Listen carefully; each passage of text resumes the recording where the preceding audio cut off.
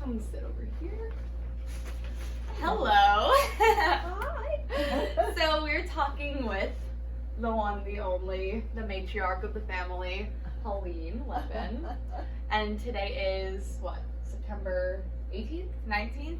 Hi, I think it is 18th. Oh yeah. Oh, that's so lovely. It's Rosh Hashanah day of 2020. We are in the midst of COVID-19. We have just started to be able to see our loved ones again in the past couple months.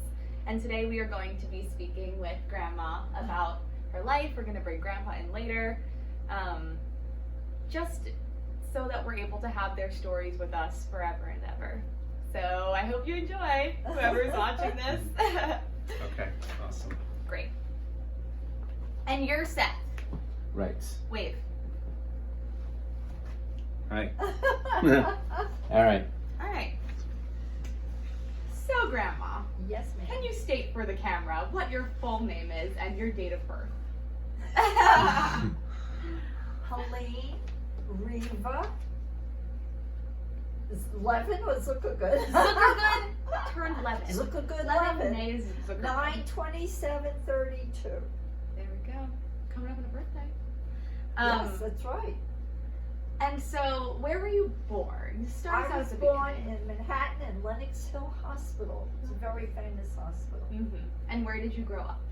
I grew up in Manhattan, a couple of blocks away from Lenox Hill Hospital on 2nd Avenue and 76th Street, which now is a very, very nice neighborhood. Yes, it very much But is. when I grew up, well, it was, shall we say, a Hamish neighborhood, What does that mean? a homey Sure. neighborhood, and it was tenements. Yeah. What was your Walk-ups. apartment like? Huh? What was your apartment like? It was what they called a railroad flat back then, because it was just one room after another, and it started in the front overlooking the 2nd Avenue L. There was an L back in those days, and our windows looked right out. And when I was a little girl, I used to look out at the people going by in the trains. And that was my parents' bedroom, which I shared. I had a twin bed in there So you shared a bedroom with your parents. with my parents. Wow. And then the next room after that was the living room. And then the next room after that was sort of a dining room den kind of thing. And there was a folding bed and a couch that my brothers slept in. So talk a bit more about who was living in this apartment with you.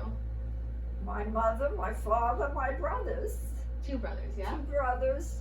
One was 10 years older than me. His name was Seymour. One was 5 years older than me. His name was Jerry. And in the front was the kitchen. We had no heat. We had a coal stove. My mother used to get mad at me because I used to spit on the stove and it I didn't know that. made stains. You'd spit on the stove? I was a little girl. I used to love it because it would go psst. And we had one bathroom with no, it was just the toilet. And the bathtub was in the kitchen, covered by a wooden piece of slab, and that's where we ate. And we had no heat, just that stove, as I said. And for a while we had no hot water either. My mother used to heat up water for the baths. Wow. That's the apartment. So So And is the that back literally what they call a overlooked- cold water flat? Is that what that? Yes. Is that what that is? You Right. got it. Yeah. The back overlooked a yard, and there was a line from our apartment, rope where my mother used to put out the laundry, and that's where people used to come in and yell, if they wanted to sell this or sell that. Like on the Lower East Side, they would be yelling fruit or something like that. And what else can I tell you about that? What was your neighborhood like? It was a very Christian neighborhood, and that was a big part of my life, that I was most of the time the only Jewish child in all of my classes. My teachers were very nice. Most of them were Catholic. They were women. mostly, and they would send home brochures about the Catholic Church. They would say, take this home to your mom and dad. Specifically I was, to you? first grade. Oh, wow. They handed it to me, and I would take it home to my mommy and daddy, and my mom would look at it, and she would say, tell your teacher thank you very much, and bring it back to her. And that's what happened all the way through. Wow. And anybody I knew was mostly Catholic, and so I was not thrilled with being a Jewish. My brothers had Jewish friends whose parents had, by coincidence, they had kids there that were Jewish of their In age. their year, sure. And just my particular age, there were no Jewish girls around. Wow. So, and my brothers were older, so eventually they were allowed to go to the 92nd Street Y, which was a Jewish Y. But I was a little girl, so I was not allowed to go there. And Because you were too young, or because you I were was a girl? too young, and a girl, And a girl. both. Got it. And also trying to think. So I finally came to the point where I told my mom, I really don't want to be Jewish, because I didn't think there were any other Jewish kids. And we went to shul, just Rosh Hashanah and Yom Kippur, and I think maybe Simchas Torah. And I do remember marching around with the flag and stuff like that. But in their shul, the men were in the front, the women were in the back, but there were no other little girls. Yeah. It was a very weird thing. Well, I think just coincidence when I think back on it. Who were your friends as a child? Well, friends that I'm on the street and friends from school. And I remember one of my friends was Rosie Fucarino. They were mostly Italian kids. Sounds like it. And so and finally I said to my parents, I really don't want to be Jewish. I want to convert to be a Catholic. What did they say? And I think the thing that you probably have heard. We've probably heard this before. There was a Christmas tree, a small Christmas tree, out on the street when the holiday was finished. And I was so jealous. And I dragged it up. We were one flight up. And I dragged it up one flight. And I set it up in my parents' bedroom.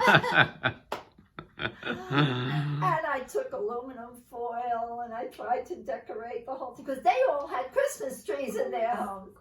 I tried to decorate. Well, I don't have to tell you what happened when my parents came home and saw that. So then I think my mother finally took my word for it. She heard, back in those days, there was a Jewish station, WEVD, which was named after Eugene V. Debs. And it was a Yiddish station. And she heard an advertisement for the Workman's Circle Jewish schools. And I guess she figured it's time. Because both my brothers were that the rabbi was getting my brothers ready for bar mitzvahs, and they were learning Hebrew and prayers and stuff, but nobody was teaching me anything. So it was down on 14th Street. We were on 76th Street, and I was able to take the 2nd Avenue bus down there. She got me registered down there, and I went by myself every Sunday, and I found out there were other Jewish kids just like me. Most of them, all of them, were either in Brooklyn or the Bronx. There was nobody else from Manhattan. Oh, there was a girl on 14th Street, but that's just right where the school was. Irene Bright. And so I started going to the Yiddish school, and a whole world opened up to me, and I loved it. And I finished that school, and then I went into in England, in regular school. I started in the junior high school. I had a girl from Betty who was not Jewish. She was my dear friend. She was one of my maids of honor at our wedding. And the other one was Estelle Lieberman, who I met in the Jewish school. So we, in junior high, if you think about the psychology of junior high school girls, it was an all-girls school. They were very, very cruel. And that, you know, they made all kinds of jokes about, you killed our God and all kinds of stuff. And I said, I didn't even know him. What are you talking about? And so, I mean, it got to be unbearable. And I got my mother I had one Jewish teacher. She was the science teacher. And I got my mother to bring me to the junior high and talk to her. And she said, I feel so badly. She said, there is nothing I can do to help Helene. She said, they do the same thing to me. And and she said, there's nothing I can do. So that was junior high. When I got into high school, which was Julia Richmond High, there were a lot of Jewish girls that came from the west side over to 2nd Avenue in the 60s. And then there were a lot of Jewish girls around, and I no longer had the kind of harassment that I had earlier. So all of a sudden everybody got cured. Anyway, and I continued in the Jewish school. I also, when I was a little girl, I was about 3 or 4, I took dancing lessons and acrobatics and on 86th Street. And my mother used to walk with me there and pick me up there. And one time I was very shy. I was waiting for her to pick me up. And she wasn't showing up. Every other parent had come. I was in about 5 or 6. And I was sort of hiding behind a door, I remember. And finally I said, I'm going home. And I went home from 86th Street and Lexington Avenue to 76th Street and 2nd Avenue. I never thought about my mother getting there and finding I was gone. She got there and I was gone. Yeah. So you can imagine, she got scared out of her mind. But I got home very well because I knew the way very well, and there was no problem with that. And so I took the dancing lessons, and then the school closed up. And the interesting thing, it was run by the sister of Donald O'Connor, who was an actor, a dancer in Hollywood. It was a very good school, but she closed up. And I was very unhappy. I said, what am I going to do now? My mother said, how about piano lessons? So I said, great. So I started taking piano lessons a block away.